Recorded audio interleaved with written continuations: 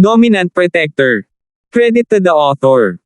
4,061-70. Ang mga pangalan po na nandito ay galing sa mga name generator. Kaya kung meron man pagkakatulad sa mga pangalan ng totoong tao o lugar, ito ay tunay na hindi sinasadya. Ngayong nagising na siya, naisip ni Joel na nasa secret room pa rin siya. Hindi niya akalain na nakagalaw siya nang walang nakakaalam. Bagamat isa pa rin itong sekretong silid sa ilalim ng lupa, hindi na ito katulad ng dati. Then, sino ka? Bakit mo ako dinala dito?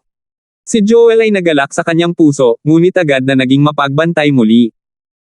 Hindi ito ang ritmo ng pag-alis sa Wolf's Den at pagpasok sa The Tiger's Den, di ba?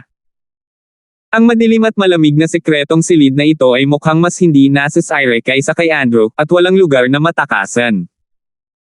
Kung talagang gustong iligtas siya ng misteryosong lalaking ito, bakit niya ito dadalhin sa lugar na ito? You're quite alert. Parang hindi kita nailigtas sa wala. Napatigil ang misteryosong lalaki at biglang tumawa na may mas malalim na kahulugan. To be honest, I admire you very much. Bihira na makakita ng taong kayang gumawa ng pagtataksil at pumatay sa kanyang amo gamit ang sarili niyang mga kamay sa mundong ito.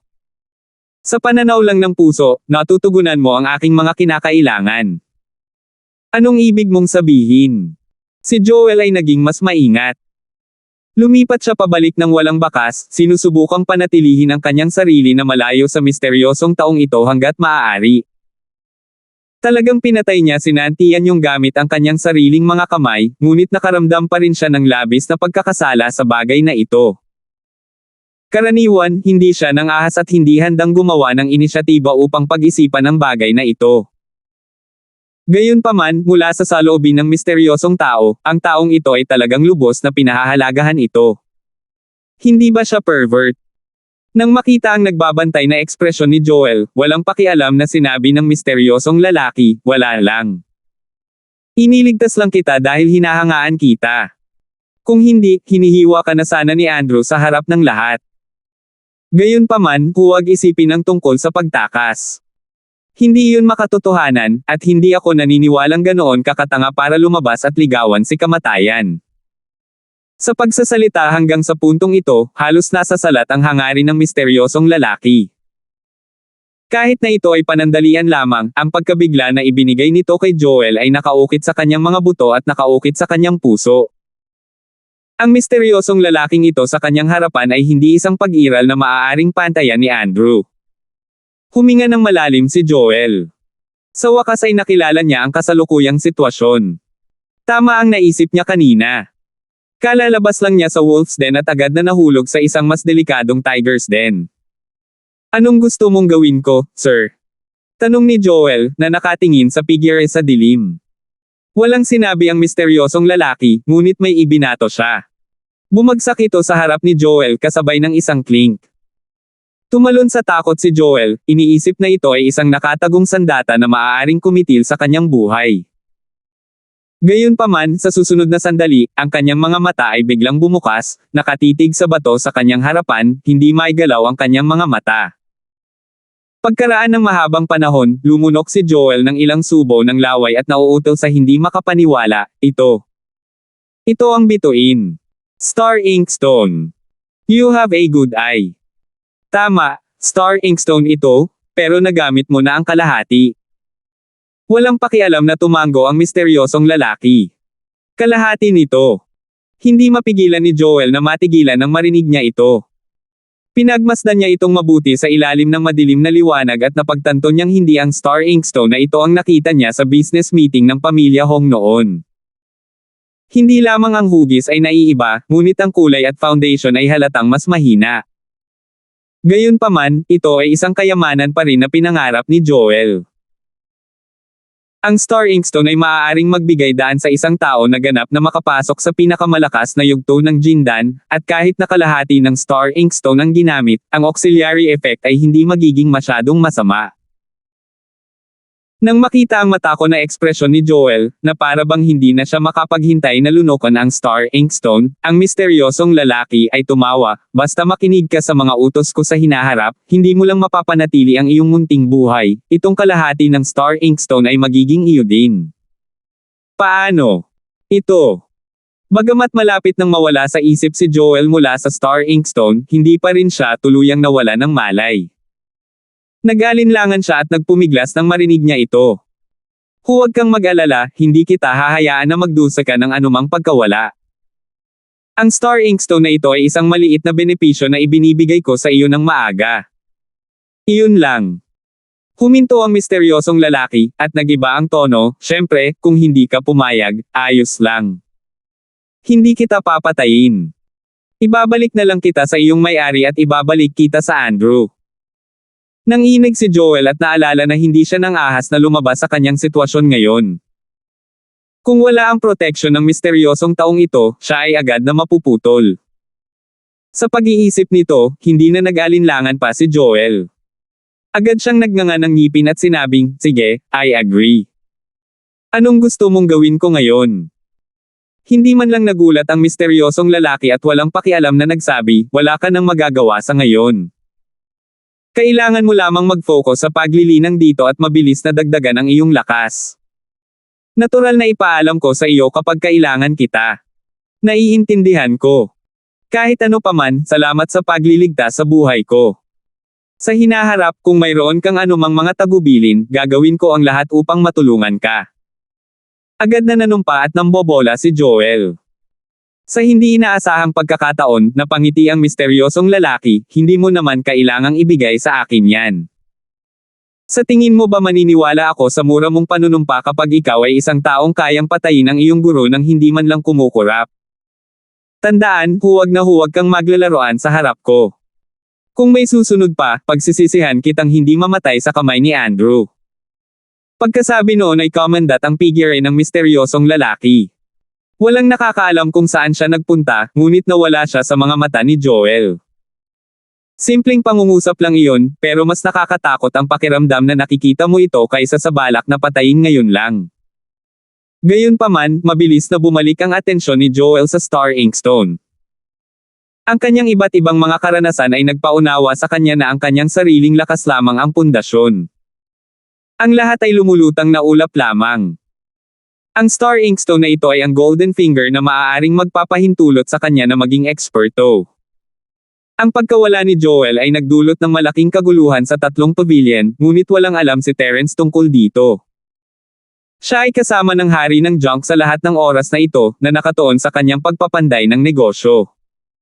7 araw na ang nakalipas mula noong dumating sina Harry at Andrew na naghahanap ng gulo. Ang pinakapangunahing yugto ng pag-init ay higit sa 3 araw na ang nakalipas, at ngayon ay oras na para sa pinakamahalagang bahagi ng pagpapanday.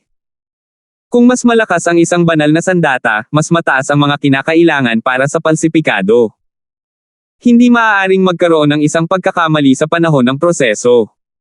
Kahit na may bahagyang paglihis ng kalahating sentimetro o kahit kalahating sentimetro, ang huling resulta ay maaaring ibang-iba sa inaasahan. Ang 10,000 taong gulang na kristal ng puno, ang sinaunang purong lupa, at iba pang napakabihirang materyales ay sinunog din, na naging isang tumpok ng kompletong basura mula noon, na nagpabuntong hininga sa mga tao sa panghihinayang. Hindi lang si Terence ang ayaw makakita ng ganoong kalunos-lunos na kahihinatnan, ngunit ang hari ng junk, na minamalas na ang pagpeke bilang kanyang buhay, ay hindi rin gustong makita ito. Sa nakalipas na ilang buwan, ang hari ng junk ay naglagay ng maraming pagsisikap dito, kahit na higit pa kay Terence, na nagbigay sa kanya ng lahat ng mga bihirang materyales. Pinilit niya ang kanyang utak para sa hindi mabilang na mga pagbabago sa panday na plano, pati na rin ang lahat ng iba pang komplikado at mahirap na paghahanda. Hindi ito nakita ni Terence ng kanyang sariling mga mata, ngunit ramdam niya ang puso at pagsisikap ng hari. 462. Ang hari ng junk ay nasa gilid mula noong nagsimula siyang magpanday. Siya ang personal na namamahala sa bawat hakbang ng proseso, at walang puwang para sa anumang pagkakamali. Hindi rin umupo si Terence, ito ay isang pambihirang pagkakataon na panoorin ang buong proseso ng malapitan. 7 araw pa lang, pero marami na siyang natutunan sa mga turo ng hari. Sa loob ng 7 araw na ito, walang paglihis sa proseso.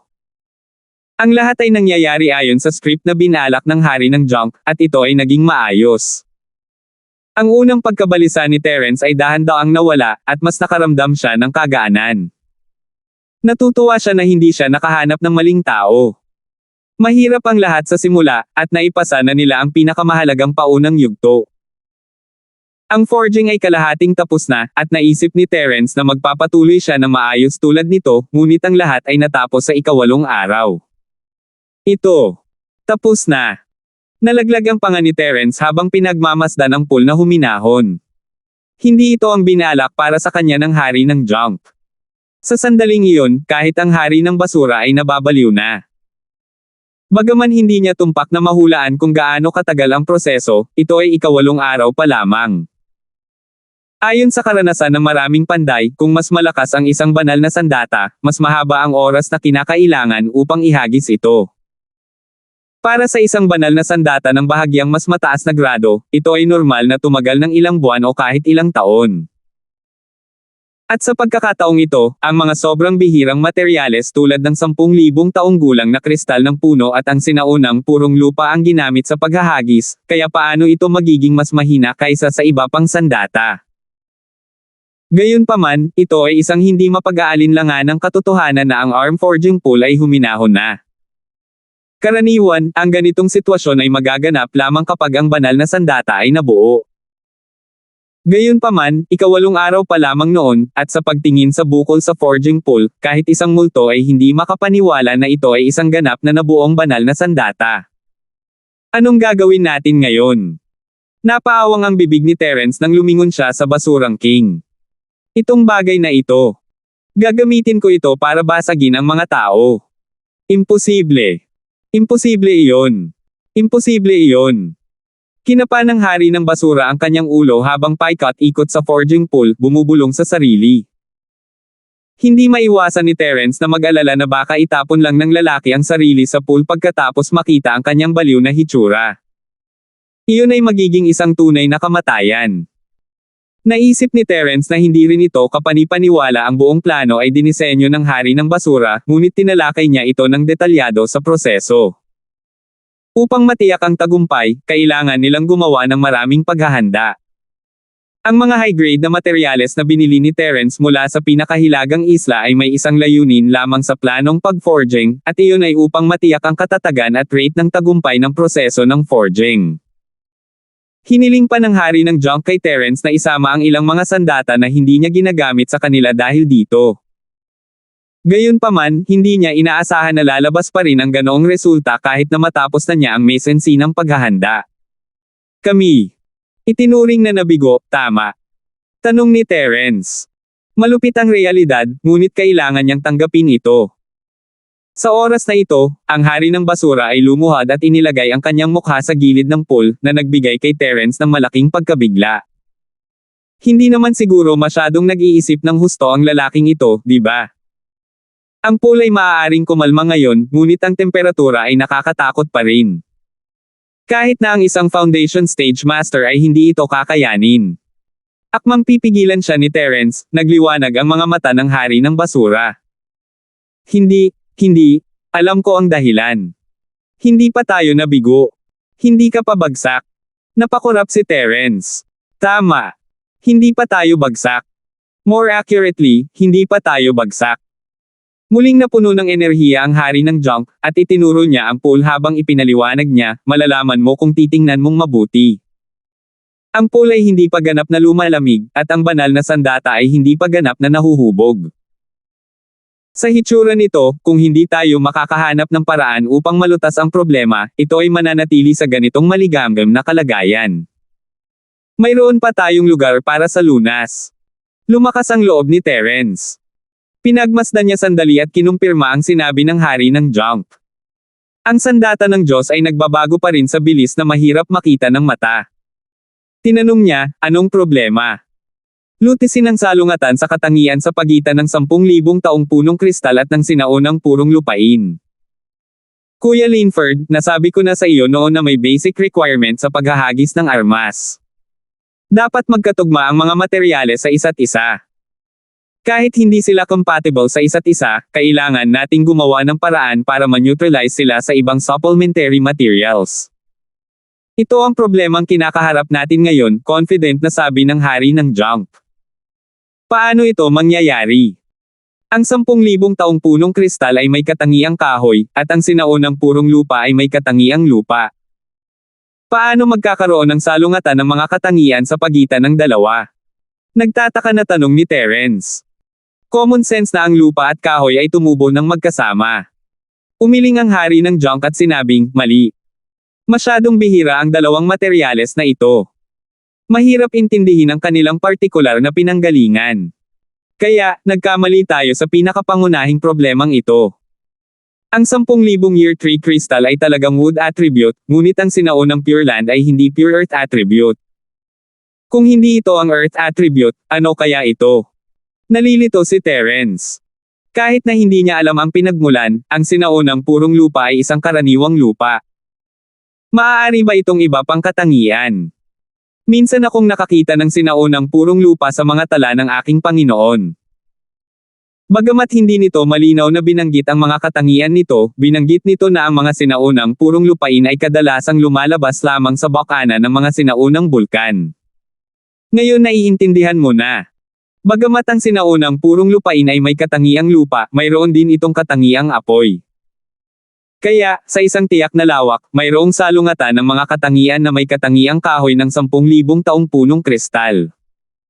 Excited na sabi ng hari ng junk. Naunawaan na ngayon ni Terence at tumango, no wonder this weird situation happened.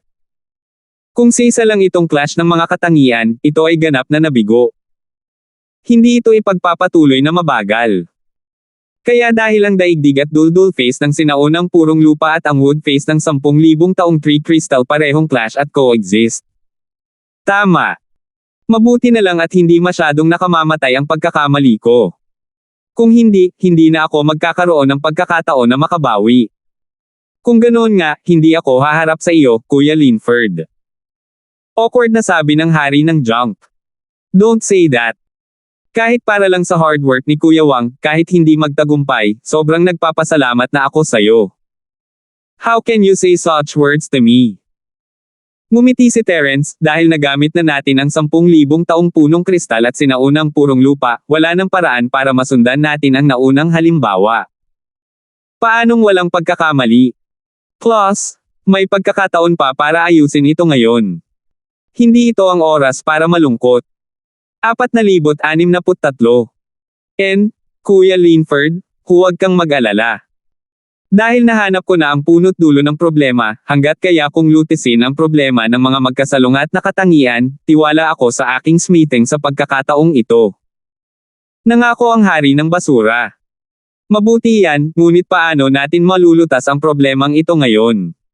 Tanong ni Terence. Ang proseso ay hindi maaaring ihinto sa kalahati, at ang bagay sa loob ay hindi kahit isang kalahating tapos na produkto hindi niya ito mailabas ngayon. Kung hindi ako nagkakamali, dapat magpatuloy ang estado ng weapon custom pool. Gayunpaman, para maging ligtas, mas mabuting manatili na lang ako dito at manood. Kaya lang mahirapan ko si Kuya Linford na maghanap ng paraan para makakuha ng ilang supplementary materials. Doon lang tayo maaaring magpatuloy sa paghahagis ng mga armas. Sabi ng Trash King habang kumukuha ng panulat at papel, naglista ng listahan ng mga materyales at iniabot ito kay Terence. Kinuha ito ni Terence at tiningnan, pangkaraniwan ba ang mga materyales na ito?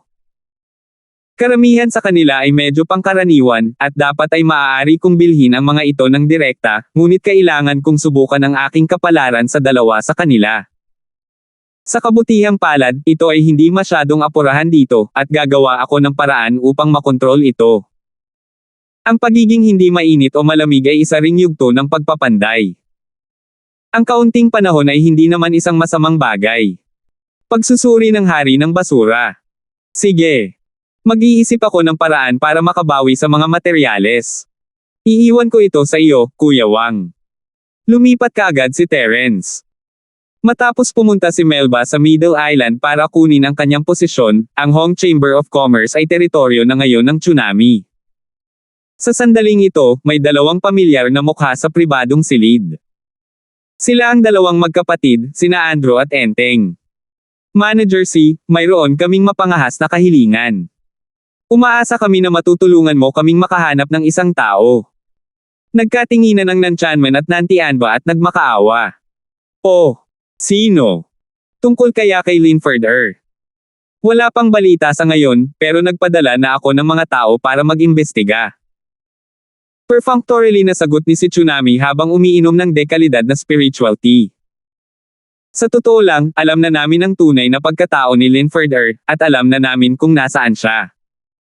Itong lalaking ito ang Terence na sinabi ko sa iyo noon. Pero naghahanap kami ng ibang tao. Nakilala mo na siya dati, ang aking unfilial martial nephew na si Joel. Awkward na sabi ni Southern Skygate. Siya at si Andrew ay naghanap na kung saan-saan, ngunit hindi nila makita ang figure ni Joel. Ngayon, wala na silang choice kundi pumunta sa Tsunami para humingi ng tulong. Pagkatapos ng lahat, ang Tsunami ay isang invigilator. Ang pagpapahiram sa kanya ng katalinuhan ng Hong Group para malaman ang kinaroroonan ni Joel ay mas mabuti kaysa umasa sa kanilang dalawa na tumakbo. Inquire about Joel. Hindi mo alam kung nasaan ang sarili mong martial nephews. Natigilan si Tsunami dahil alam na natin na si Terence ay si Linford Er, dapat ay humanap muna tayo ng paraan para harapin si Terence. Bakit kailangan nating hanapin si Joel? Manager C, hindi mo alam ito, ngunit nalaman lang namin kamakailan na ang pumatay sa ikatlong kapatid ay hindi si Terence, ngunit ang kaiyahiyang disipulo ni Joel. Ang Southern Heaven Gate ay halos sinabi sa Tsunami ang nangyari kamakailan. Si Tsunami ay namangha sa isang komplikadong kwento sa loob.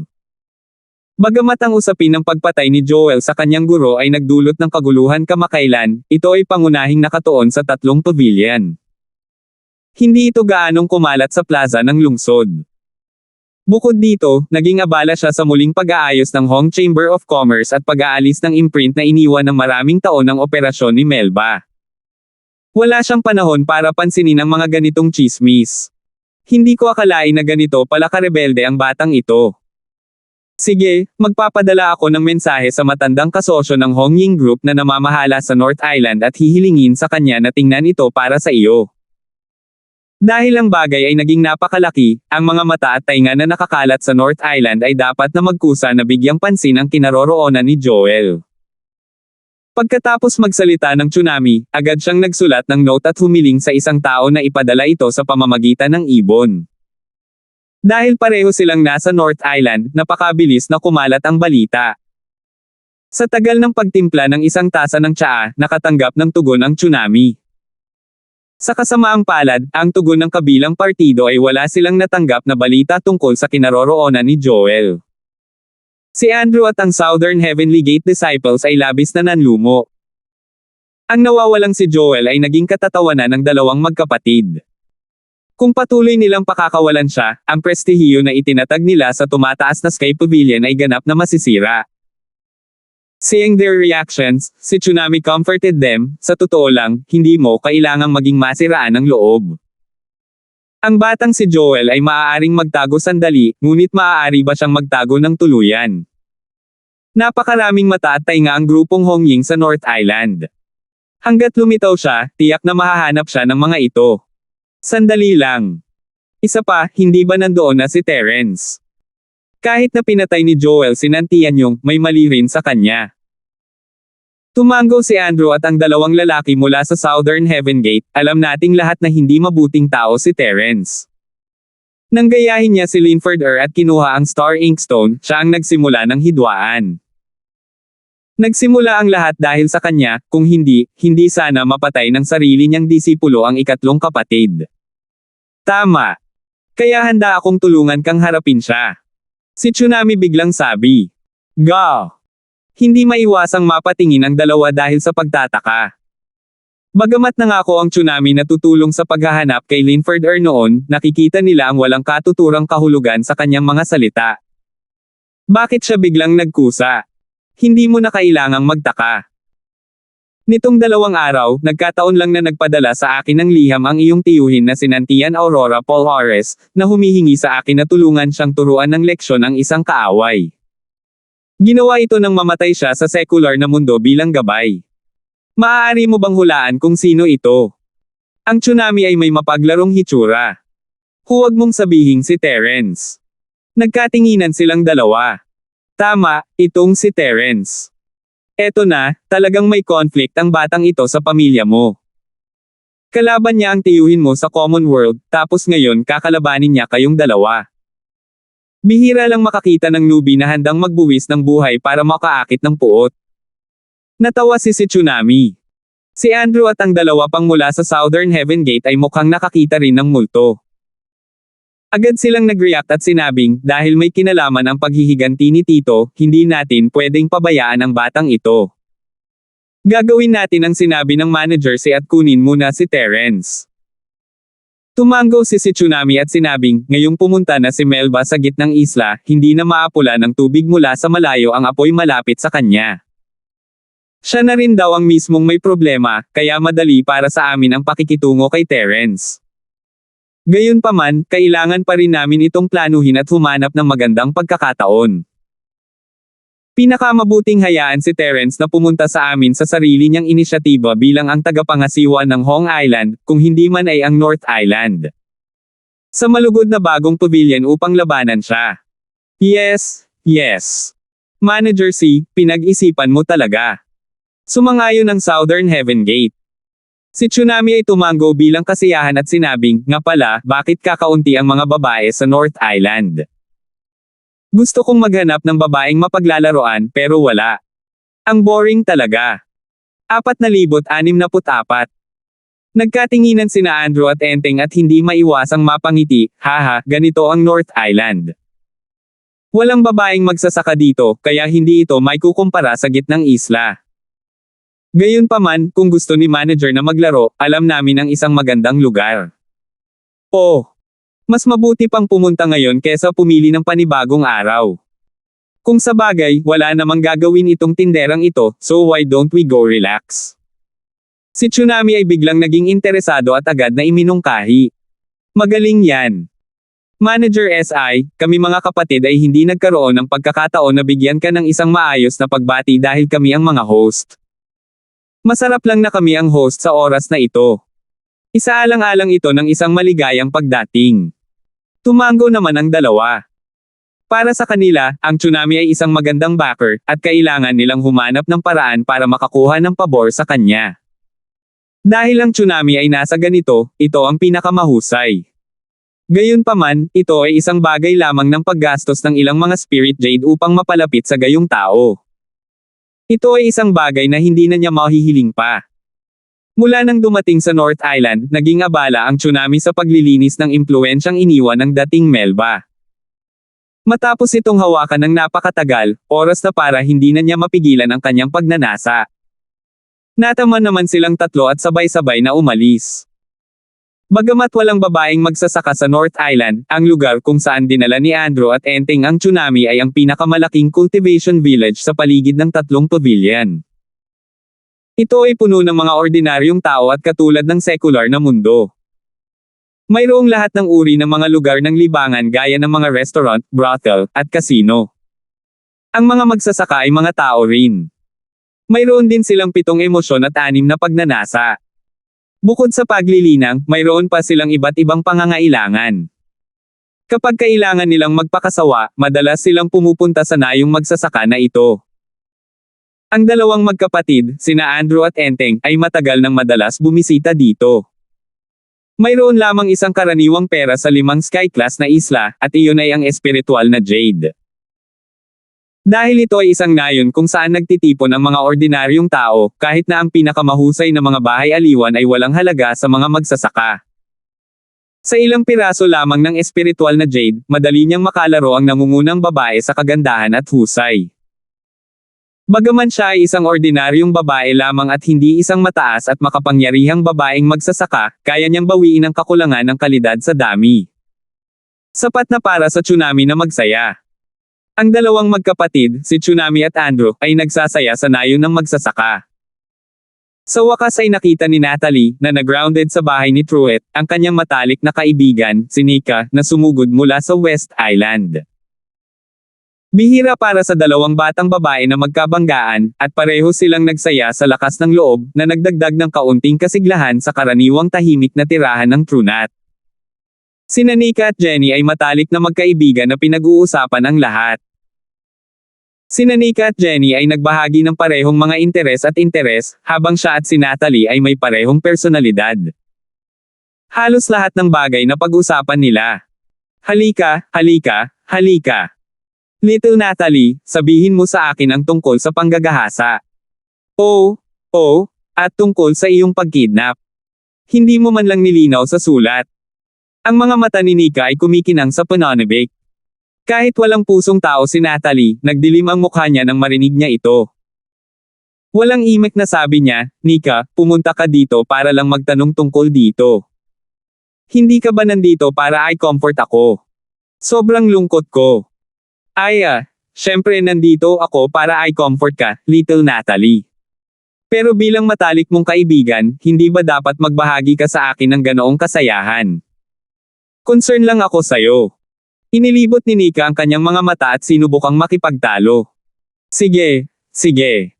Kuskusin mo ang asin sa aking sugat tuwing sa pangalan ng mga nakakaaliw na tao. Talo na talaga ako sa'yo. Walang pagpipilian ang Natalie kundi ang sumuko. Bagamat nagkunwaring depressed si Natalie, hindi na niya napigilan ang kanyang ngiti pagkaraan ng ilang sandali. Tumawa siya at nakipaglaro kay Nika. Sa pag-aalala ni Nika sa kanya, sinabi sa kanya ni Natalie ang lahat ng nangyari kamakailan ng detalyado. Si Nika, sa kabilang banda, ay namangha.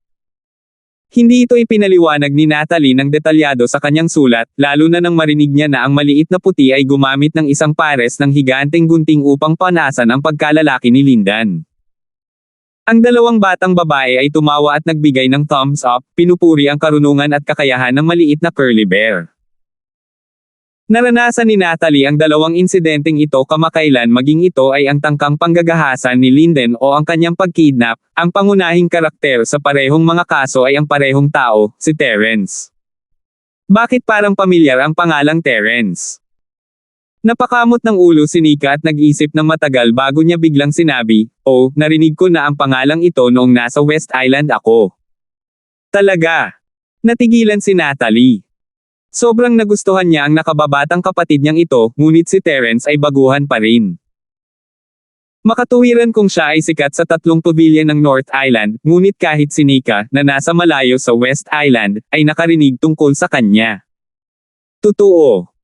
Sinabi ko sa iyo sa liham noon na mayroon akong isang mabuting kaibigan mula sa karaniwang mundo na tinatawag na Jenny. Palagi niya akong kinakausap tungkol kay Terence, ngunit hindi ko alam kung itong si Terence ay ang kaparehong taong sinasabi mo. Tumagilid ang ulo ni Nika. Naaalala ko na si Lil, bro ay mula sa karaniwang mundo masyadong gastos na ang Terence na pinag-uusapan niya sa iyong kaibigan ay ang parehong tao. Sa pag-iisip nito, agad na naramdaman ni Natalie na napaka-posible. Agad siyang nagmungkahi ng may interes, bakit hindi natin tanungin si Little Junior Brother ngayon? Hehe, Little Natalie, hindi ka ba grounded ng lolo mo ngayon? Paano ka makakalabas? Tumawa si Nika. Kung ako lang mag-isa, siguradong hindi ako papayagang lumabas ni lolo. Pero ngayong nandito ka na, Nika, bilang host, kailangan kitang isama sa paglalaro. Tiyak na papayag siya. May kumpiyansa na sabi ni Natalie. Siya ay naiinip sa bahay sa mga araw na ito at nais na samantalahin ang pagkakataong lumabas at maglaro. Sige, pero bago ako pumunta kay Terence, gusto ko munang pumunta sa Hong Chamber of Commerce. Sabi ni Nika. Bakit tayo pupunta sa Hong Chamber of Commerce? Para bumili ng kung ano-ano. Di ba nag-auction ka lang sa pinakahilagang isla? Curious na tanong ni Natalie. Hindi, pupunta ako sa Hong Chamber of Commerce para maghanap ng shop assistant. Ang mga labi ni Nika ay pumulupot na parang kuting. Naghahanap ng katulong sa tindahan. Lalong naguluhan si Natalie. Tumingin siya kay Nika pataas at pababa at nagtanong, Nika, sinong maliit na kaibigan ang hinahanap mo? Bakit mo siya hinahanap? Hindi ko sasabihin sa'yo ngayon. Pag-uusapan natin yan kapag nahanap na natin. Malalaman mo pagdating ng panahon, misteryosong sabi ni Nika. Marami siyang magagandang bagay. Pinapa-suspense mo na naman ako. Since that's the case, alright, I'll go tell Lolo now and ask him to let us go to the Hong Chamber of Commerce. Excited na sabi ni Natalie. 4,065. Gaya nga ng sinabi niya, bagamat na-grounded siya ni Truett, hindi niya posibleng mag-ground si Nika, na nanggaling sa malayo. Matapos makinig sa kanilang dalawa ay agad siyang tumango bilang pagsang-ayon. Bagamat nagkaroon ng insidente ng pagkidnap kamakailan, ito pa rin ang teritoryo ng tatlong pavilion ng North Island. Hanggat gumawa sila ng mga hakbang sa pag-iwas, hindi kailangang mag-alala tungkol sa personal na kaligtasan ng dalawa. Agad na inilabas ng dalawa ang maliit na curly bear at dumiretso sa Hong Chamber of Commerce sa Market Street. Nagkataon na ngayon ang araw ng pagbubukas ng kalye sa loob. Ang dalawa sa kanila ay hindi na kailangan pang ihayag ang kanilang mga pagkakakilanlan at direktang pumasok sa Hong Chamber of Commerce's gate kasama ang mga tao. Sa North Island, ang mga babaeng magsasaka ay napakabihirang, lalo na kapag ang dalawang babae ay parehong bihirang kagandahan. Maghalo man sila sa maingay na crowd, natural na sila ang magiging focus ng crowd kahit saan sila magpunta. Pagkapasok nilang dalawa sa Hong Chamber of Commerce, isang matalas na waiter ang umalis sa iba pang mga bisita at sinalubong sila ng punong-puno ng kagalakan. Mga babae, anong uri ng kayamanan ang gusto ninyong bilhin? Gusto mo bang ipakita ko sa iyo ang paligid ng shop? Hindi na kailangan, naghahanap ako ng isa sa iyong mga manggagawa sa Hong Chamber of Commerce. Naiinip na sabi ni Nika. Little body. Hindi ba ako ay isang maliit na bata? Ano ang mga tagubilin ng binibini para sa maliit na ito? Bahagyang natigilan ng shop assistant, saka mabilis na ngumiti ng magalang. Isang napakagandang babae ang dumating para hanapin siya, may swerte kaya siya sa mga babae ngayon. Kinurot ni Nika si Natalie, na tumatawa sa gilid. She rolled her eyes and said, I'm not looking for you, I'm looking for another guy. Habang nag-uusap sila, sina Nika at Natalie, na naging sentro na ng atensyon, ay naging focus ng lahat ng naroroon. Hindi maiwasan ng lahat na mapatingin sa isa't isa. Dalawang magagandang babae na nagpalubog sa mga tao ay gustong makahanap ng isang maliit na katulong sa tindahan. Anong klaseng drama ito? Ito kaya ang ibig sabihin ng mga tao sa mga sariwang bulaklak ay nakatakdang maiipit sa dumi ng baka. Naghahanap ng katulong sa tindahan. Kakabalik lang ng tsunami. Kahit lasing siya, ang lakas niya ay hindi siya babagsak kahit gaano pa siya kalasing. Nang marinig niya ang malamyos na boses ng babae mula sa karamihan sa ibaba, agad niyang inilabas ang ulo mula sa pribadong silid sa ikalawang palapag. Matapos makita sina Nika at Natalie, agad na nanlaki ang mga mata ng tsunami. Banal na tae. Ang dalawang babaeng ito ay ang pinakamahusay. Bagamat ay dating nagpakasawa sa brothel ng dalawang magkapatid, sina Andrew at Enteng, at ito ay 1-on-3, sila ay mga ordinaryong babae lamang kung tutuusin. Hindi sila maihahambing sa mga babaeng magsasaka sa Nakajima. Sila ay nasa ibang antas, kaya ang tsunami ay hindi nasiyahan sa kanyang sarili sa nilalaman ng kanyang puso. Gayunpaman, hindi niya inaasahan na makikita niya ang dalawang pambihirang babae na ito sa Nakajima kapag bumalik siya sa Hong Chamber of Commerce. Biglang napukaw ang gana ng si Tsunami. Tumingin siya sa dalawang babae na may masamang tingin at kinurot ang baba habang bumubulong, nandito ka para makita ang katulong sa tindahan. Bakit siya maghahanap ng katulong sa tindahan? Hindi kaya ang dalawang babaeng ito ay mga mistress ng ilang batang katulong sa tindahan? Sa sandaling ito, ang tsunami ay lasing at malabog. Naalimpungatan siya sa pag-iisip at bigla niyang naramdaman na posible iyon. Siya ay naging abala sa mga panloob na gawain sa panahong ito at hindi pa opisyal na binisita ang tatlong pavilion. Hindi nakakagulat na hindi niya kilala ang Natalie. Batay sa kanyang pag-unawa, walang mga babaeng magsasaka sa North Island, kaya iniwan niya ang posibilidad na ang dalawang babaeng ito ay mga cultivator mula sa tatlong pavilion. Dahil nandito ang dalawang babaeng ito para maghanap ng Bulge Asterisk tea shop assistant, siguradong magkasintahan sila. Damn it, sinong katulong sa tindahan ang napakaswerteng nakakuha ng ganito kagandang babae? Sayang ang regalo ng Diyos. Kahit ako, isang marangal na tindero, ay walang ganoong swerte. Sa pag-iisip nito, hindi napigilan ng tsunami na matukso. Ang dalawang babaeng ito ay dapat na mga ordinaryong babae na hindi pa nakikita ng marami sa mundo. Dahil interesado sila sa isang waiter lang, hindi ba magiging madali para sa kanya na patulogin sila sa isang salita? Wow! The heavens want me to enjoy my luck with women. Hindi ko talaga mapigilan. Pinilit agad ng si Tsunami ang sarili na kumalma. Hindi na siya makapaghintay na tumayo at bumaba. Kasabay nito, patuloy niyang pinagpapantasyahan ang napakagandang eksena ng dalawang magagandang babae na magkasamang nagsilbi sa kanya. Ang pakiramdam na iyon ay simpleng pinapatay siya. Sa oras na ito, ang figure ni Terence ay biglang lumitaw sa karamihan. Pumunta dito si Terence para bumili ng mga materyales na ibinigay sa kanya ng hari ng junk. Bagamat wala na rito si Melba, ito ay mga bagay na normal na mabibili. Hindi sila tulad ng Star Inkstone, na isang pambihirang kayamanan. Naisip niya na ang Tsunami ay hindi magpapahirap sa kanya sa maliit na bagay. Siyempre, kung talagang ginawa iyon ng Tsunami, maaaring pumunta si Terence sa ibang mga tindahan upang bilhin ito. Halimbawa, maaari siyang humingi ng tulong kay Chen Haiho. Gayunpaman, ang negosyo ni Chen Haiho ay hindi kasing laki ng Hong Chamber of Commerce. Kahit na handa siyang tumulong, marami sa mga materyales ang wala sa stock. Kailangan niyang humanap ng bibilhin sa huling minuto, na medyo mahirap. Napansin ni Terence si Nika at Natalie pagkapasok niya sa silid. Napansin din ng matalas na curly bear si Terence at tumalon sa balikat ni Terence. Little body, so you're here. Hinanap lang kita.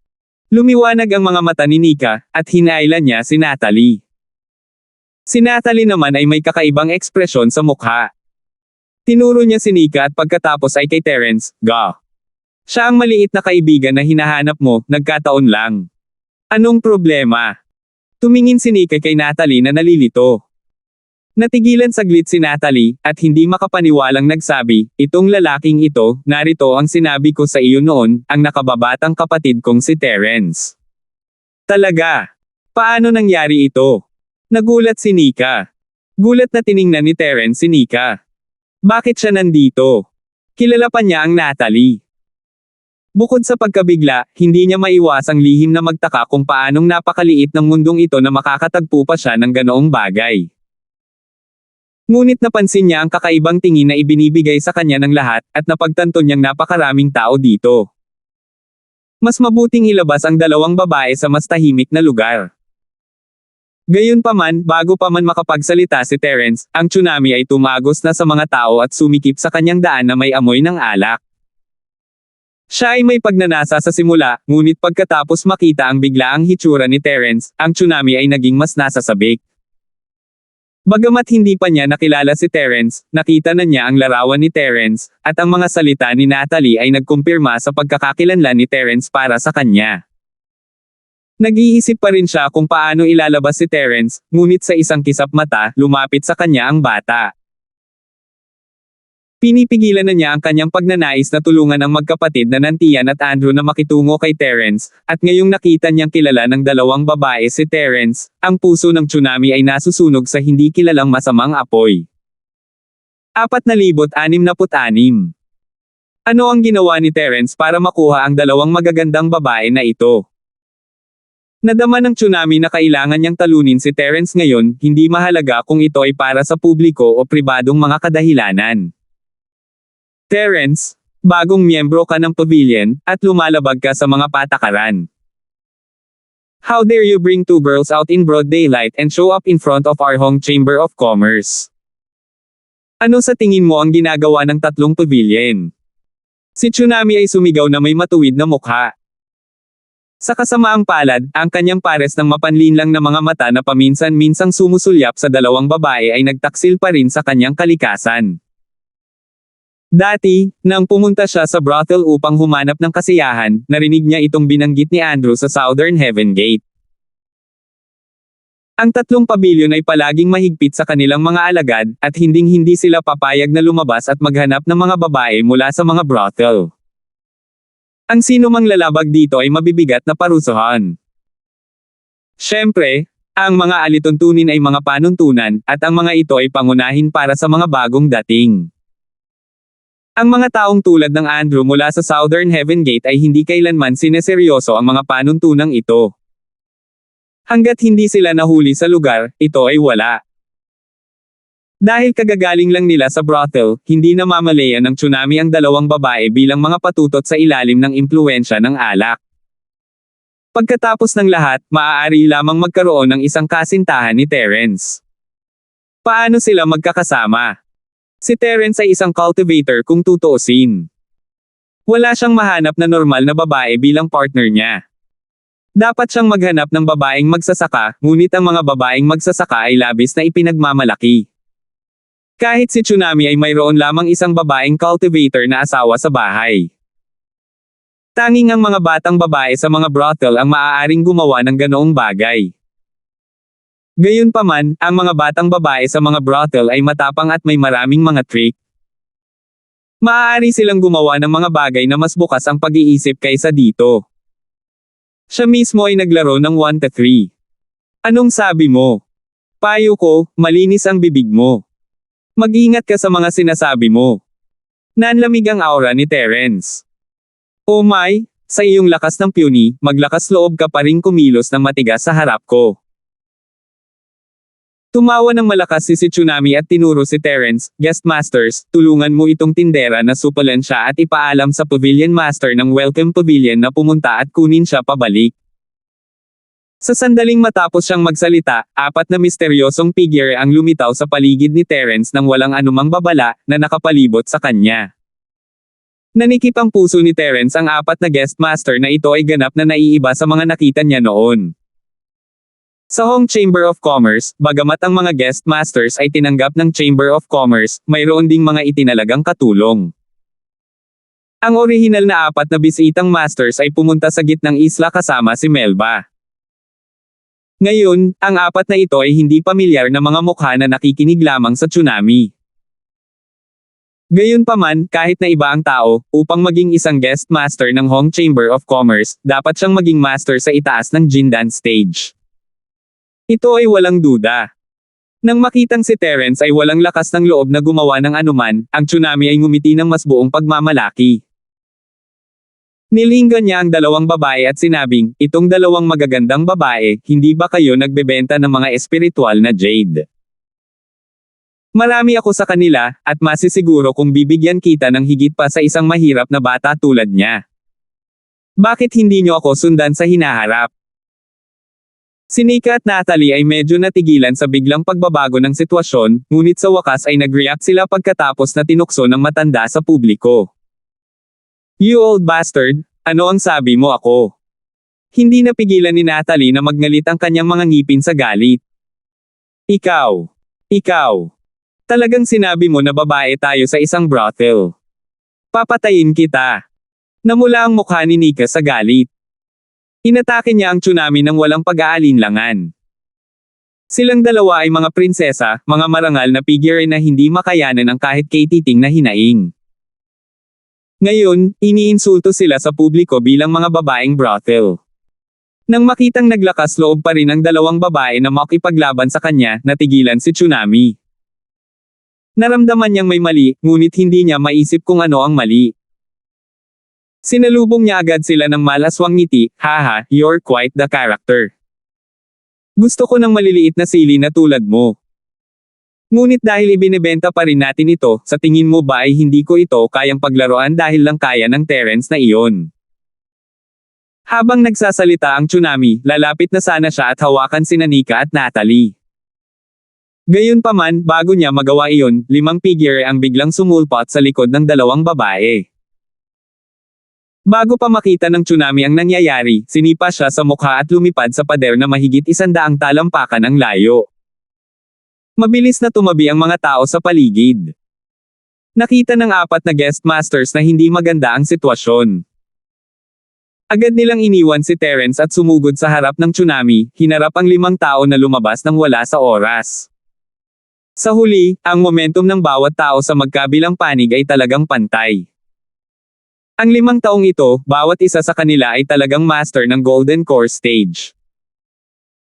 Kahit na hindi nila binilang ang Tsunami, mayroon ng 9 na Golden Core Stage expert na naghaharap sa isa't isa sa arena sa sandaling ito. Talagang ikinagulat nito ang mga nakapaligid na madla. Ang mga dalubhasa sa ginintoang core stage ay palaging isang bihirang pag-iral. Paanong marami sa kanila ang biglang lumitaw? Sa kawalan ng ulirat, parang nasa lahat ng dako ang mga eksperto sa Golden Core Stage. Ang mga taong ito ay mga pangunahing disipulo ng tumataas na Sky Pavilion. May biglang sumigaw sa mahinang boses. Iba-iba ang pananamit ng mga alagad ng tatlong pavilion. Hanggat ang isa ay nagbigay ng kaunting pansin, makikilala nila ang mga ito sa isang sulyap. Tumibok ang puso ng apat na guest expert ng Hong Chamber of Commerce nang marinig nila ito. 4-5, dahado sila at hindi naglakas loob na kumilos ng padalos-dalos. Kung ang kabilang partido ay talagang isang pangunahing disipulo ng tumataas na pavilion, kung gayon siya ay magiging isang lokal na maniniil ng tuluyan. Kapag ang bagay ay nawala sa kamay, hindi nila kayang saktan siya. Ang 5 master na ito mula sa tumataas na Sky Pavilion ay natural na inayos ni Truett. Kamakailan lamang ay kinidnap ang Natalie. Gaano man kapatawad ang kanyang lolo, hindi siya maaaring gumawa ng anumang pag-iingat. Bukod dito, dumating na si Nika, ang prinsesa ng West Island, kaya kailangan niyang protektahan pa siya. Kung hindi, kung may nangyari kay Nika dito, ang dalawang isla ay nasa panganib. Kung hindi nila ito nahahawakan ng maayos, posibleng sumiklab ang digmaan sa pagitan ng dalawang isla. Nang magkaharap ang magkabilang panig, malamig na tumingin ang tumataas na Sky Pavilion Master na pinuno ng 5 sa 4 na bisitang masters at sinabing, mapangahas na panatiko.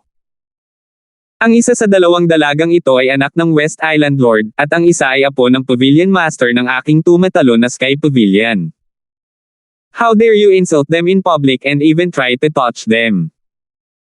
Hindi ko talaga alam kung bakit ang Hong Chamber of Commerce ay magpapadala ng isang hanggal na scumbag upang maging manager. Kailangan kong magbigay ng paliwanag sa big shot sa itaas ko. Kung maglakas loob kang pigilan ako, halika at subukan mo. Dahil doon, ginalaw ng eksperto mula sa tumataas na Sky Pavilion ang kanyang katawan at lumitaw mismo sa itaas ng ulo ng tsunami sa susunod na sandali. Walang sabi-sabi, hinawakan niya ng isang kamay ang leeg ni tsunami at itinaas siya sa ere. Ang 4 na bisitang masters ay labis na nabigla sa impormasyong ibinunyag ng kanyang mga salita kaya't hindi sila nang ahas na gumalaw ng mahabang panahon. Panoorin lamang nila ang tsunami na inaabuso. Anong biro? Ang isa sa kanila ay may suporta ng West Island Master, at ang isa naman ay may suporta ng Pavilion Master ng Soaring Sky Pavilion. Kahit na ang punong tanggapan ng Hong Chamber of Commerce ay hindi kayang saktan ang gayong nakakatakot na background. Si Tsunami ay sapat na bulag upang lumabas at makipaglandian sa kanila sa publiko. Siya ay F***ing korteng kamatayan. Hindi niya siguro kalagkarin kaming 4 pababa sa kanya. 4,067. Takot ang 4 na bisitang masters kaya hindi sila naglakas loob na gumalaw.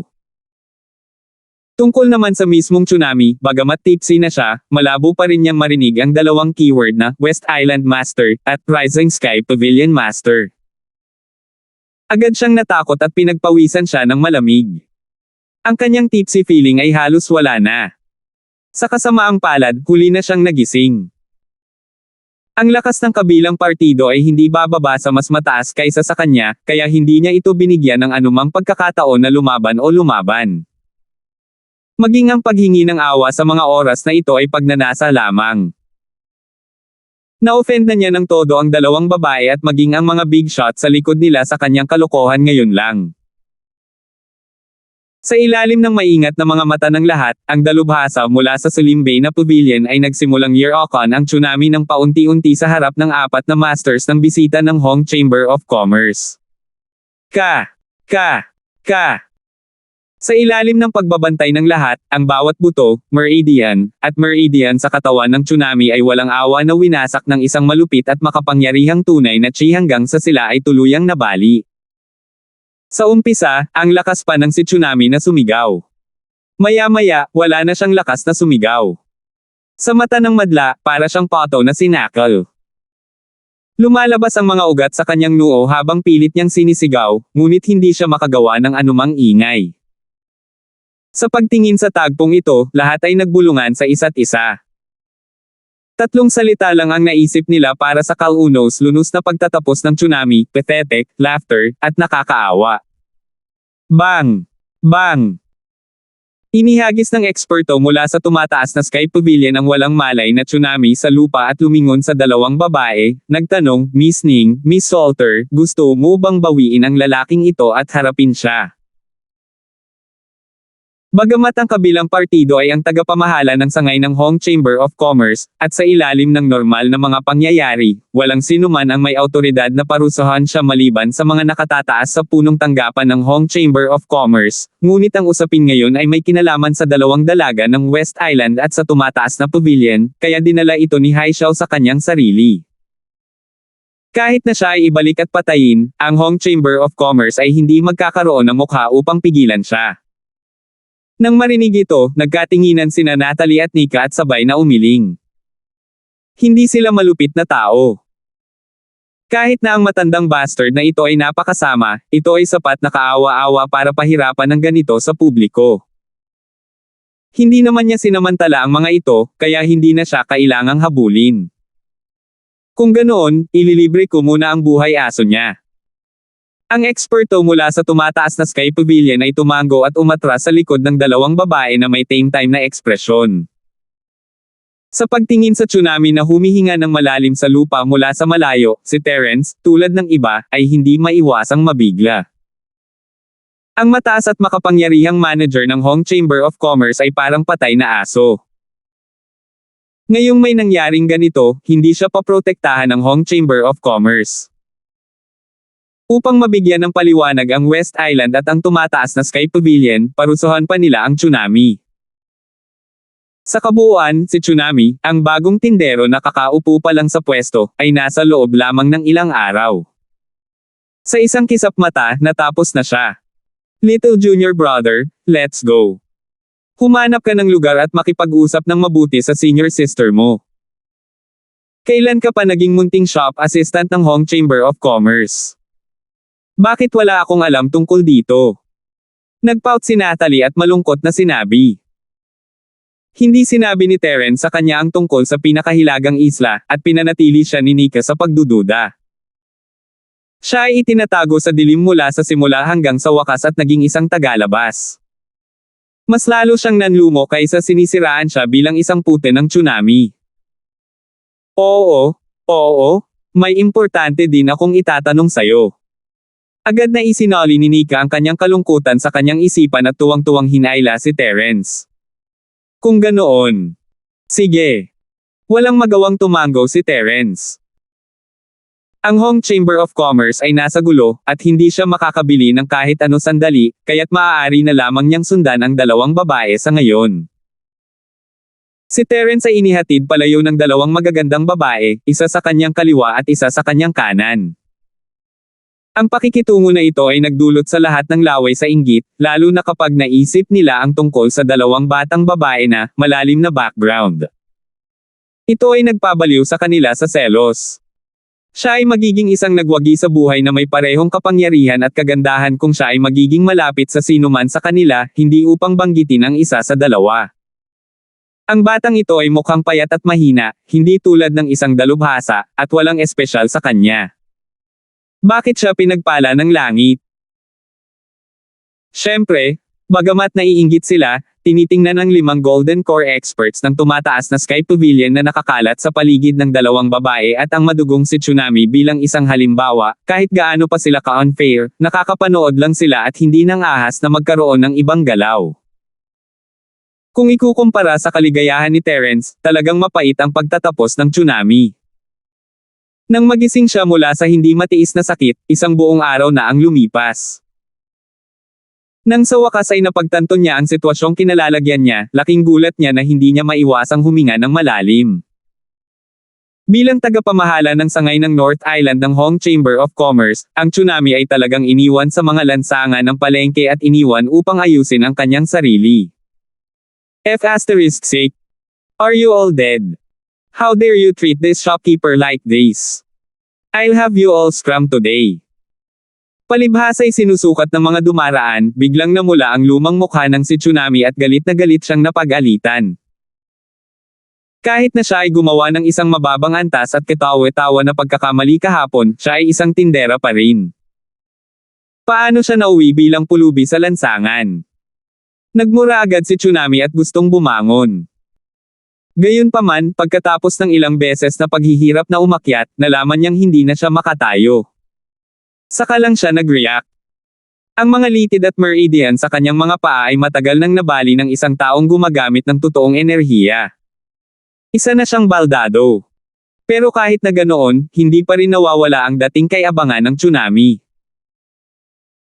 Sumigaw siya sa mga nagdaraan, kung sino man ang pwedeng pumunta at buhatin ako, basta dalhin mo ako sa Hong Chamber of Commerce, gagantimpalaan kita ng napakagandang. Kung ang kanyang mga salita ay nasa bukas na araw ng kalye kahapon, marahil ay handang subukan ng ilang dumadaan na hindi alam ang katotohanan. Gayunpaman, hindi ito ang bukas na araw ngayon. Ang mga maaaring pumasok at umalis dito ay pawang mga taong may katayuan at katayuan sa North Island. Ang hanggal na "fit" ng Tsunami kahapon ay matagal nang kumalat sa bibig. Walang magpapansin sa ganyang katangahan. Matagal niyang sigaw sa itaas ng kanyang mga baga. Nang makitang hindi pa rin kumikibo ang mga nagdaraan, sa wakas ay tumigil ang Tsunami sa pag-ungol sa kawalan ng pag-asa. Gayunpaman, hindi siya sumuko. Dahil walang gustong buhatin siya, aakyatin niya ang sarili niya. Ang panloob na kalye ay napakalaki lamang. Kahit na umakyat siya mula sa kalye hanggang sa Hong Chamber of Commerce, hindi ito masyadong malayo. Hanggat naabot niya ang Hong Chamber of Commerce, ito ay magiging kanyang sariling teritoryo. Habang itinuturo ng mga nanunood, si Tsunami ay nagngangalit ang kanyang mga ngipin at umakyat hanggang sa pintuan ng Hong Chamber of Commerce. Gayunpaman, saglit lang natigilan ang mga tauhan na nambobola sa kanya nang makita siya. Tapos, nag-iwas sila ng tingin, na para bang hindi nila siya nakita. "You bunch of blind trash, anong ginagawa mo dyan? Bilasan mo ihatid mo tong tindera, gusto mo na bang umalis?" Galit na sigaw ni si Tsunami. 4,668.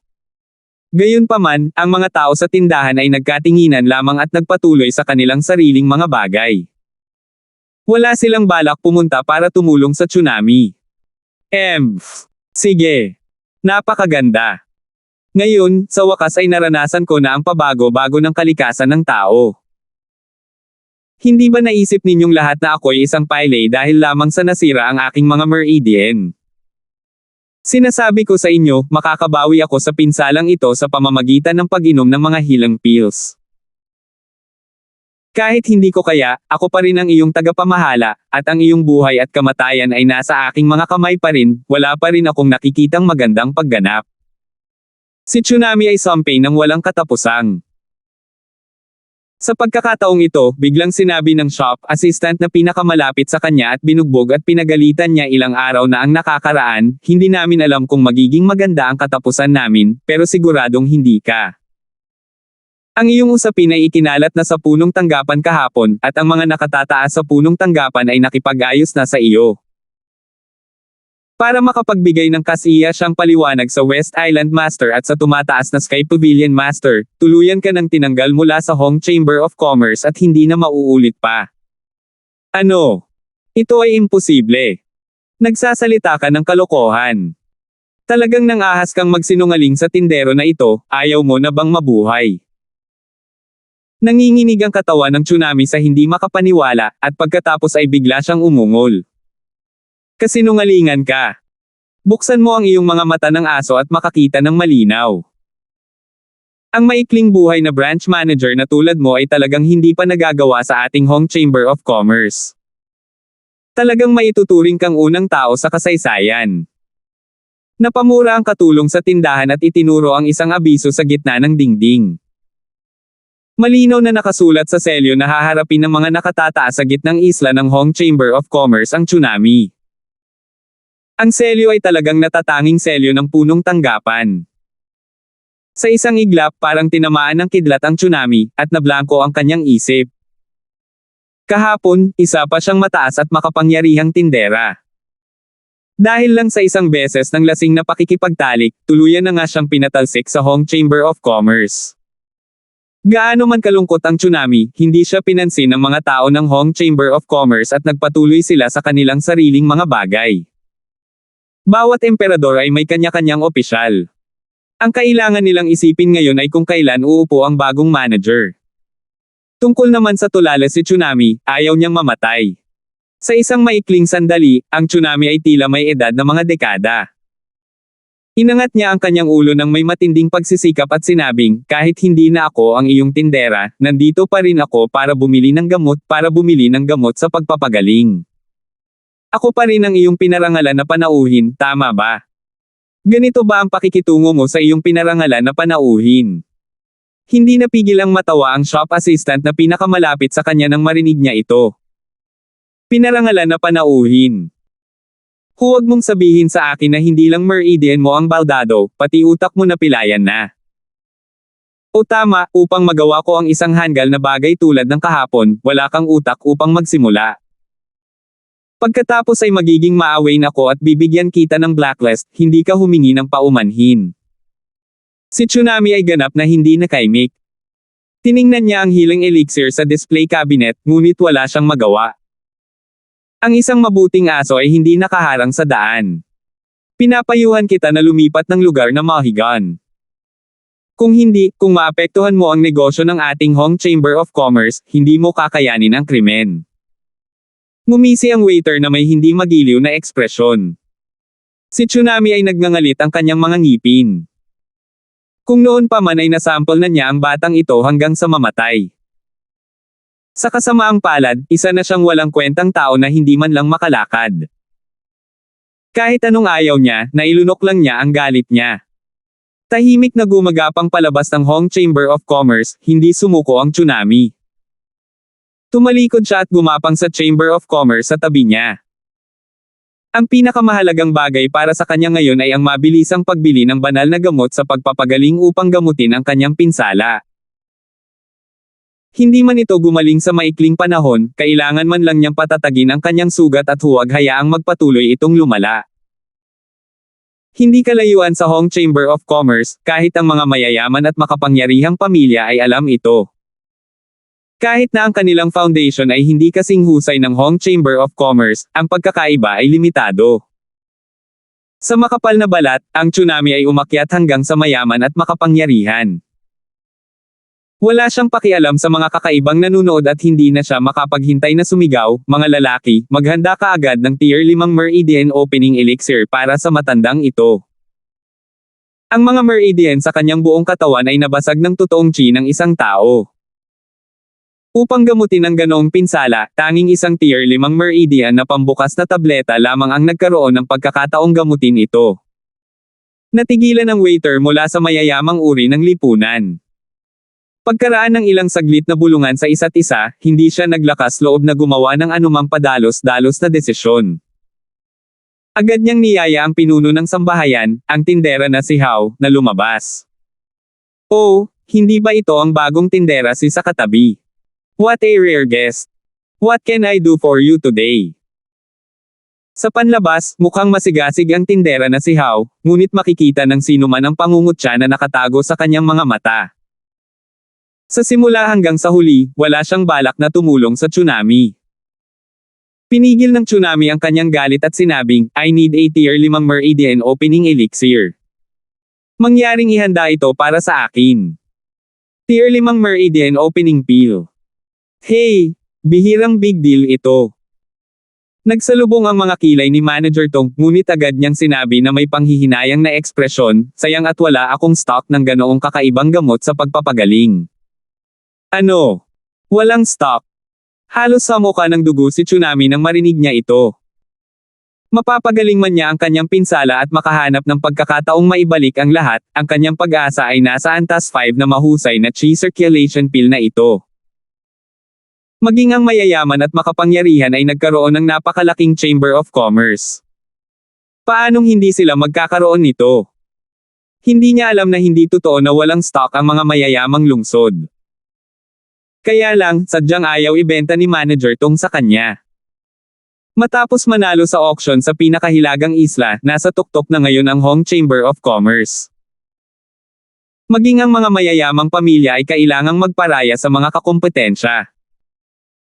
Hindi kailangang sakta ng Hong Chamber of Commerce para sa isang hanggal na basura tulad ng tsunami, at hindi ito katumbas ng halaga.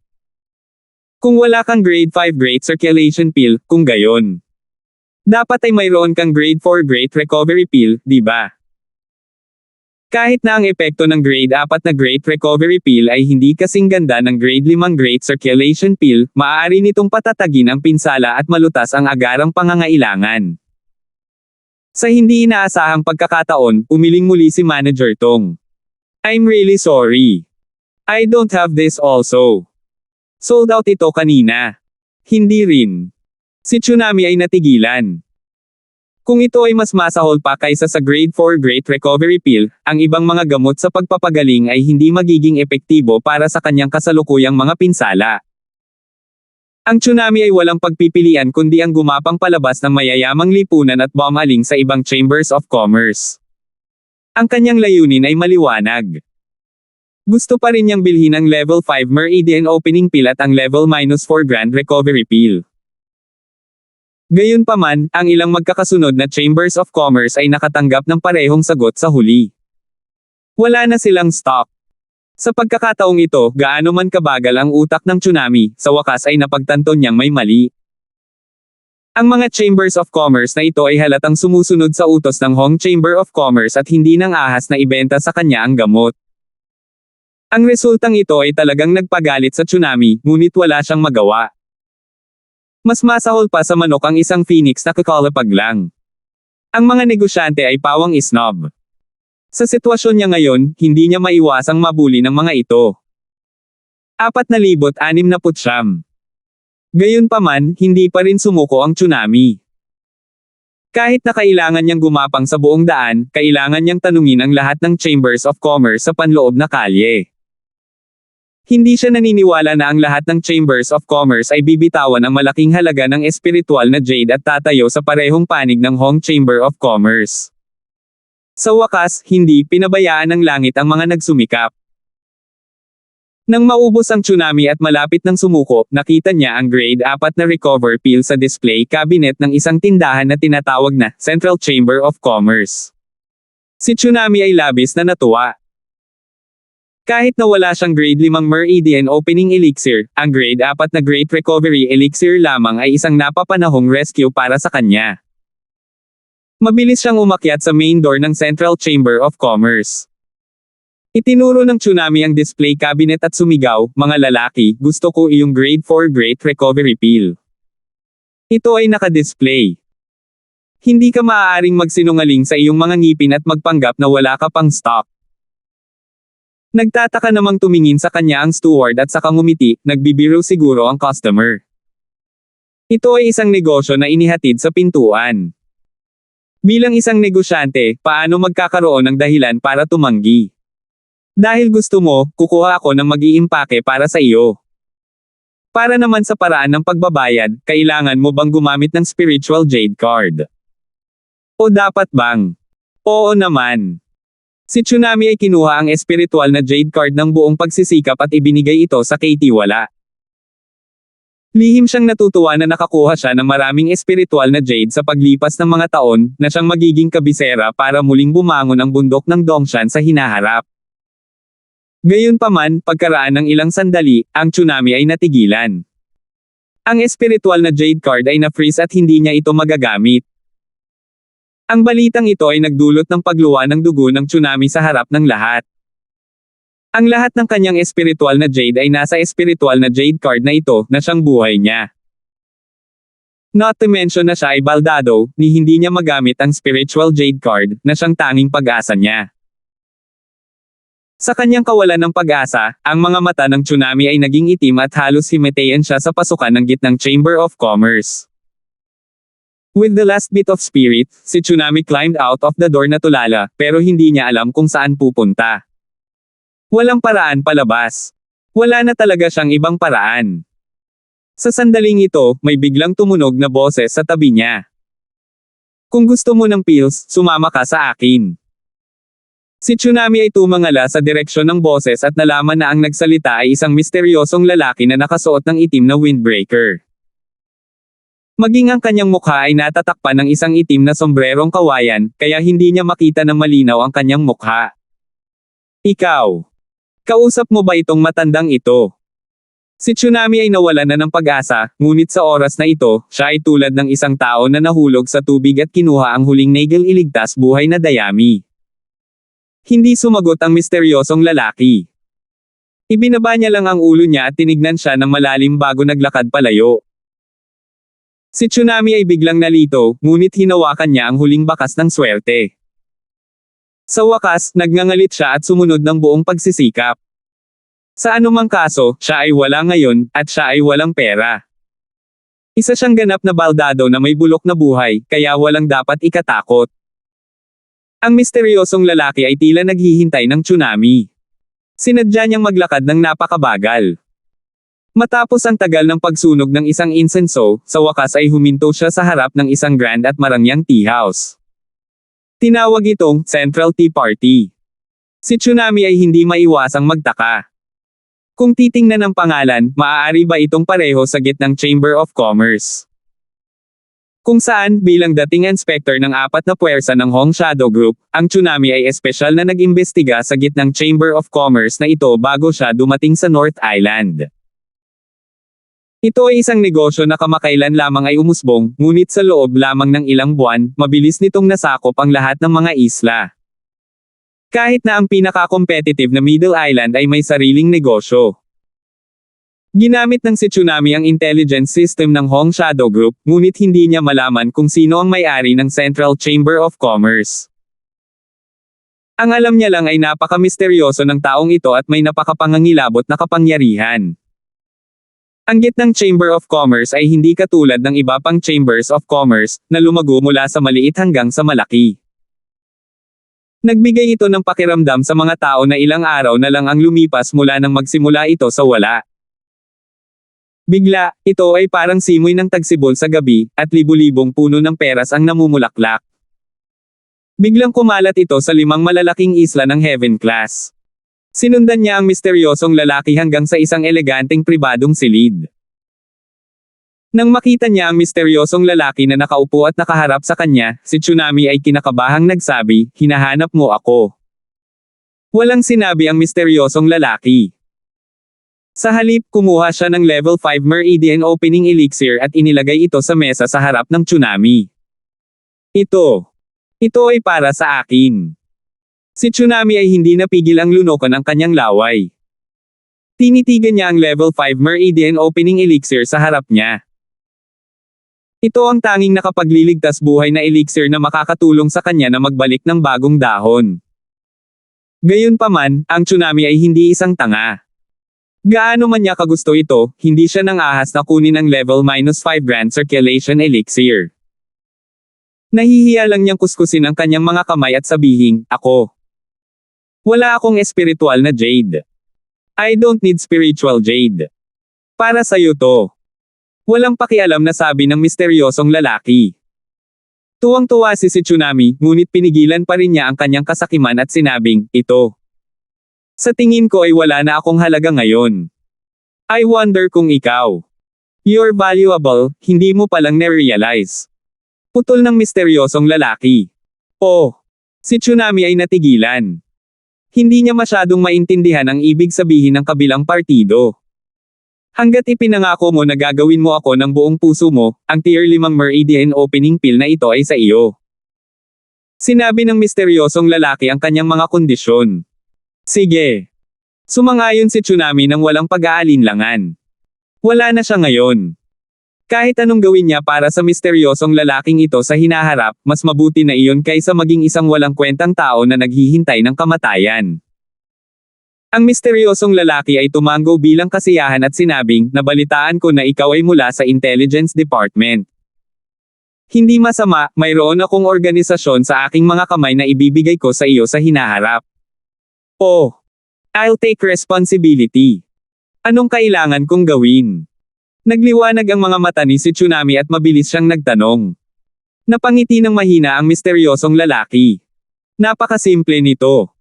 Tulungan mo akong maghanap ng mga taong may potensyal na umunlad ngunit may masamang intensyon. Halimbawa, ikaw. Biglang naramdaman ng tsunami na hindi gumagana ng maayos ang kanyang utak. Ito ay maliwanag na makahanap ng isang taong may potensyal para sa paglago, ngunit isang taong may masamang intensyon. Anong klaseng kahilingan iyon? Hindi na kailangang tanungin kung bakit. Hanggat sumasang-ayon ka, bibigyan kita ng isang bagong tatak. Hindi bababa ang katayuan mo sa manager ng Hong Chamber of Commerce branch mo. Tulad ng para sa kapangyarihan, mas hindi ito may larawan.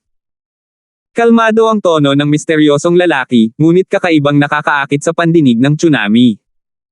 Sige, pumayag ako. Agad namang tumango si Tsunami. Very good. From today onwards, ikaw na ang magiging manager ng North Island Central Chamber of Commerce. Siyempre, ito lang ang identity mo sa surface. Kung tungkol sa secret identity mo, ikaw ang magiging leader ng Central North Island Intelligence Team. Walang pakialam na sabi ng misteryosong lalaki. Kahit na nahulaan na ng si Tsunami ang hindi mabilang na mga posibilidad sa kanyang isipan, hindi niya maiwasang mabigla matapos marinig ang sinabi ng misteryosong lalaki.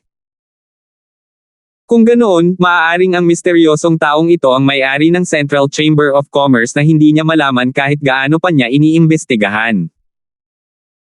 Sa simula, sa pinakahilagang isla ng entablado ng langit, ang pagsasabuatan laban sa Hong Chamber of Commerce ay sinasabing pinamumunuan ng gitnang Chamber of Commerce.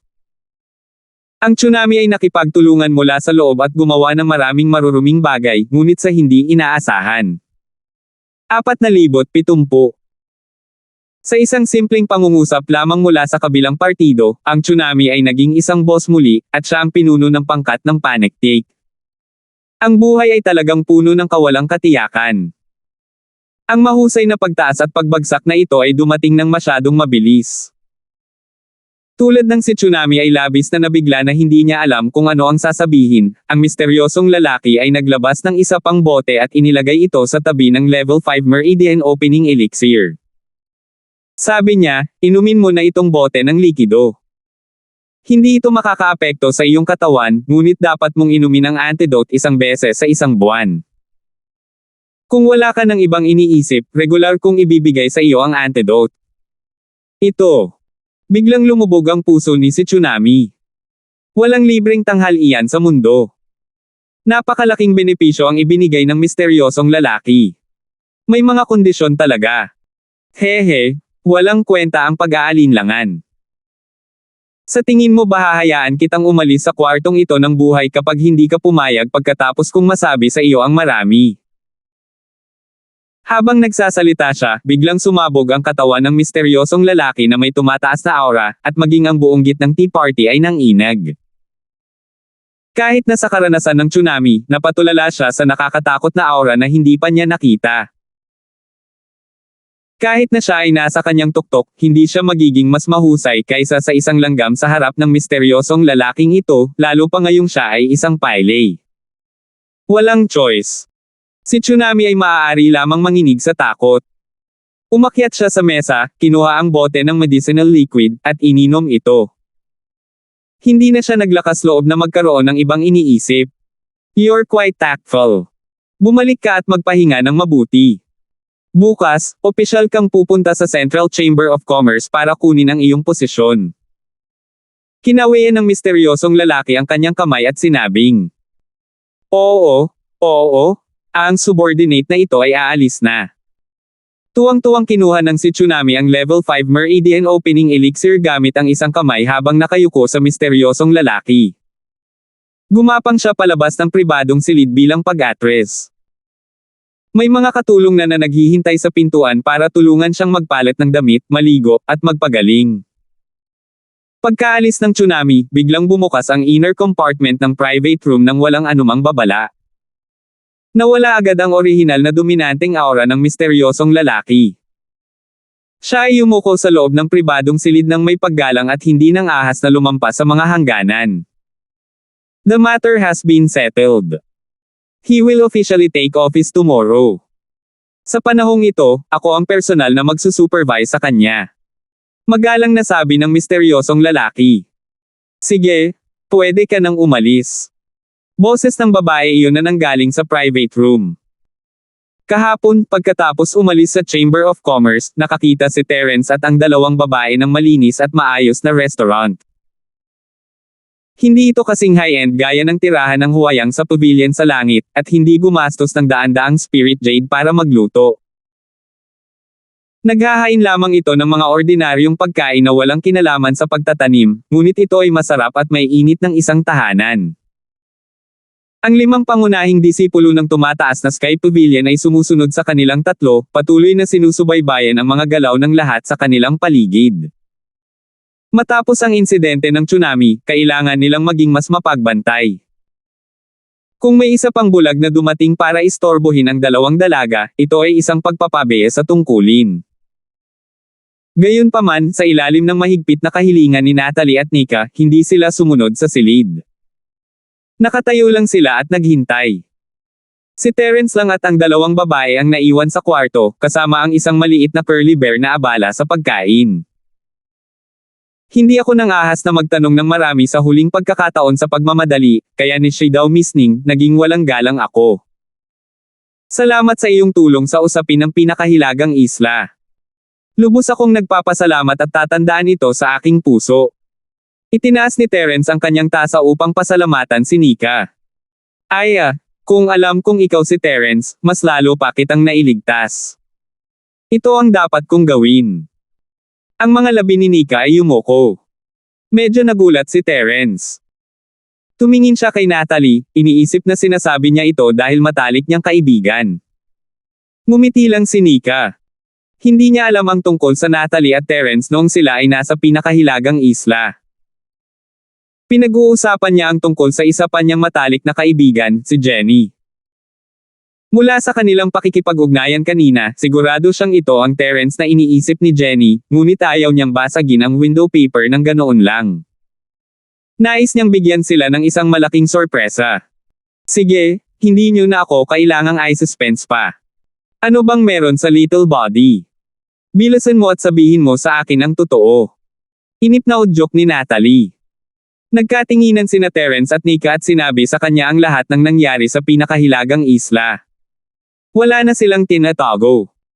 Matapos pakinggan kung paano nagkita ang dalawa, nag-click si Natalie sa kanyang dila sa pagtataka sa mahabang panahon, at hindi maiwasang mapabuntong hininga sa kung gaano kaliit ang mundo, upang maipalam sa kanila ang isa't isa ng ganito. Ngunit pagkatapos ay nagtaka siya, kung gayon, little junior brother, paano ka nasugatan? Ganoon ba kagulo ang Tule Island? Oo, iyan ang itatanong ko sa iyo malubhang nasugatan ka.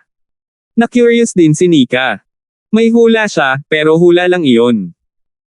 Nag-alinlangan si Terence, ngunit ang dalawang batang babae ay hindi itinuturing na mga tagalabas, at nagkaroon sila ng malapit na relasyon sa kanya.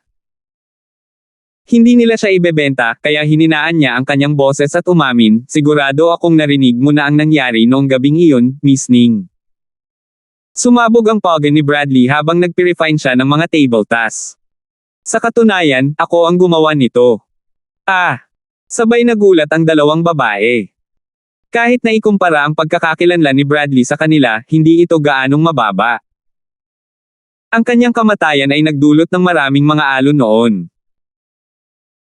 Ayon sa mga elder sa kanyang pamilya, kung hindi dahil sa katotohanan na ang Diyos ng alchemy na si Zhang Lijiu ay personal na lumabas at nakumpirma na ang taong ito ay namatay dahil sa kanyang sariling aksidenteng sumabog na pogon, si Dogen ay nakahanda pang ang ipadala ang mga elite ng Central Island Pill Hall.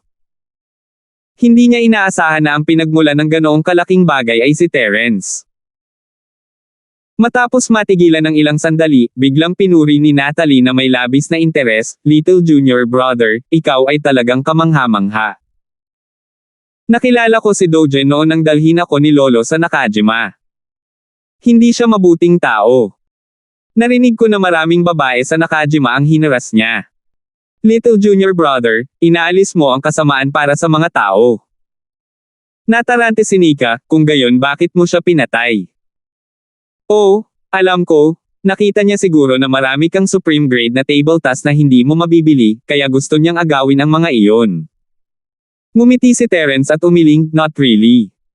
I'm sure Miss Ning has an impression of our past. I bid against him at the auction, kaya nasaktan ko siya. Wala siyang planong ibahagi ang usapin ni Teresa sa dalawang babae. Pagkatapos ng lahat, hindi na kailangan. Ang isa pang taong nakakaalam ay maaaring magdulot ng mas maraming potensyal na problema para kay Teresa. Mas mabuting ilihim ito. Naalala ko nanalo pa pala yung item sa kanya. Napakakuripot at malas. Hindi talaga siya mabuting tao. Sumimangot si Nika. Salamat po at sinamahan ninyo ako, ingat lagi mga master.